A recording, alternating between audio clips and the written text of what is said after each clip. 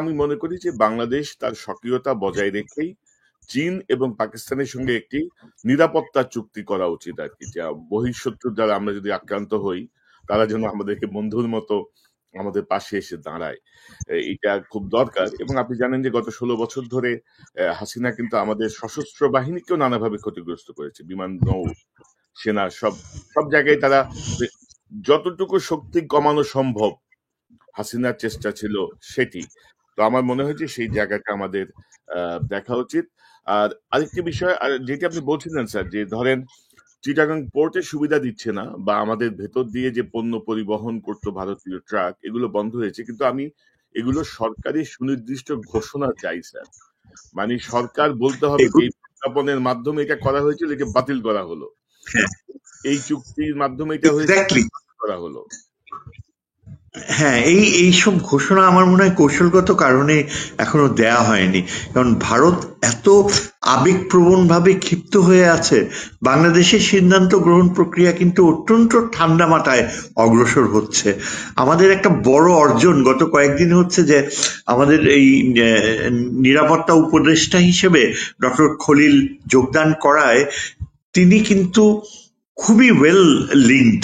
যেমন মার্কিন নিরাপত্তা উপদেষ্টা বাংলাদেশে তার সাথে দীর্ঘ সময় আলোচনা করেছে, যার ফলে আমরা একটা বড় ধরনের পশ্চিমা মার্কিন যুক্তরাষ্ট্রের কাছ থেকেও কিন্তু আমরা একটা সমর্থন পাচ্ছি, সহযোগিতা পাচ্ছি।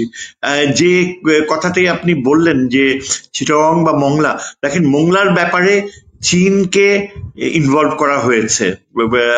অ্যাডভাইজার, প্রধান অ্যাডভাইজার চীনকে মোংলা পোর্ট ডেভেলপমেন্টের দায়িত্ব দিয়েছে। এখানে একটা আরো গুরুত্বপূর্ণ বিষয় হচ্ছে যে চীনের উপস্থিতি মোংলা পোর্টে এটা এনশিওর করবে যে দেখেন ওইখানে কাছেই একটা বড় সমুদ্র এরিয়া রয়েছে দুবলার চরের দক্ষিণে, যাকে আমরা বলি সোয়াচ অফ নো গ্রাউন্ড। একটা বিশাল প্রায় 2000 স্কোয়ার কিলোমিটার এরিয়া বঙ্গোপসাগরে বাংলাদেশি উপকূলের কাছে, যা কিনা প্রায় 5 কিলোমিটারেরও গভীর তার ডেপথ, এবং এটা পৃথিবীর অন্যতম গভীর খাদ। এবং এখানে কিন্তু অনেক মানে ডাইভার্সিটি, বায়োডাইভার্সিটি রয়েছে, সমুদ্রের বিরল প্রাণী যেমন ব্লু ওয়েল, ডলফিনসদের বিরল একটা অংশ, তারা সব কিন্তু এই বিচরণ করে এই এরিয়াতে।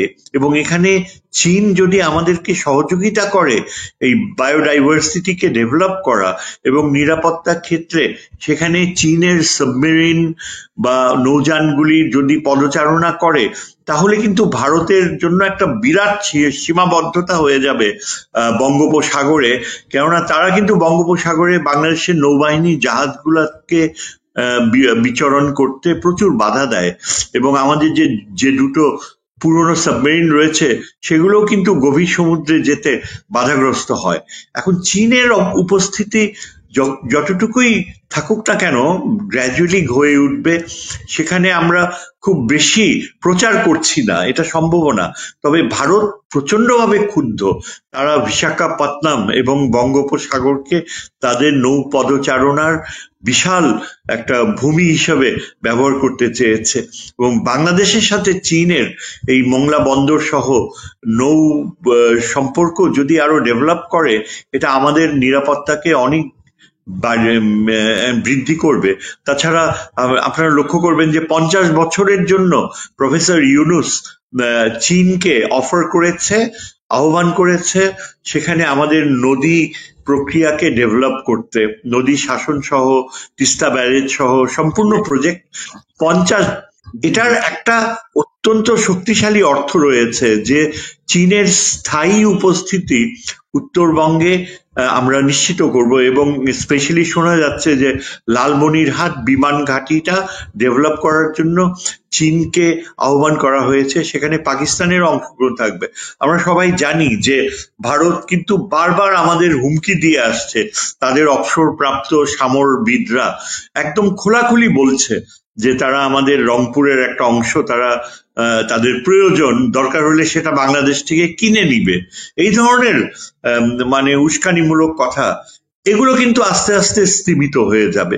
বাংলাদেশ কিন্তু আমাদের এখন যে বর্তমান কৌশলগত যে বাণিজ্যিক নীতি ও প্রতিরক্ষা নীতি, সেখানে আমরা গভীর একটা আস্থার সম্পর্ক গড়ে তুলছি, যেটা হয়তো আমাদেরকে আগামী দিনগুলোতে আমরা পৃথিবীর যে 50টি দেশের ভিতর বাংলাদেশও রয়েছে, এবং ভারত বাংলাদেশকে একটা স্বাভাবিক, মানে মালয়েশিয়া, ইন্দোনেশিয়া, তারপর থাইল্যান্ড, এইসব দেশকে ভারত যে চোখে দেখে, বাংলাদেশকেও যেন সে দৃষ্টিতেই দেখে, একটা স্বাভাবিক সোভারিন স্টেট। এই কালচারটা ভারতে যত তাড়াতাড়ি ফেরত আসে, এবং এই জন্যই কিন্তু আমাদের প্রফেসর ইউনূসকে প্রয়োজন। তার বেঁচে থাকা, তার সুস্বাস্থ্য, এবং তার আশেপাশে যে অ্যাডভাইজাররা এখন সামনে চলে আসছে, তারা একটা দীর্ঘমেয়াদী প্রক্রিয়ায় তাদের কাজ শুরু করছে, যার ফলে এটা অ্যান্টিসিপেট করা যায় যে খুব শিগগিরই হয়তো আমরা যে ইলেকশনের পথে যাব, সেরকম পরিস্থিতি নাও থাকতে পারে। কেননা যে ড্যামেজ হয়েছে গত 15 বছরে, সেটা থেকে রিকভার করার প্রক্রিয়াটা এখন শুরু হচ্ছে। এবং এই জন্য আমার মনে হয় প্রফেসর ইউনূস কিন্তু ঠিক এই একটা ট্রানজিশনাল স্টেজে রয়েছে, এবং জনগণের মধ্যে স্পেশালি প্রফেশনালস যারা বাংলাদেশে, যেমন ধরেন আমি আপনি যেভাবে বললাম যে অনেকে যারা প্রযুক্তিগত এরিয়াতে কাজ করে, তারাও কিন্তু এখন স্থির সিদ্ধান্তের দিকে যাচ্ছে যে প্রফেসর ইউনূসের হাতে আরো সময় দরকার হবে, এবং একটা লেভেলে বাংলাদেশকে নিয়ে আসা সম্ভব হবে। তখনই আমাদেরকে গণতান্ত্রিক প্রক্রিয়ায় পদচারণা করলে 16 বছরে যে ক্ষতিটা হয়েছে, সেখান থেকে গণতন্ত্রের পথে যাওয়াটা বাস্তবসম্মত হবে। কাজে এই পেজে রয়েছে।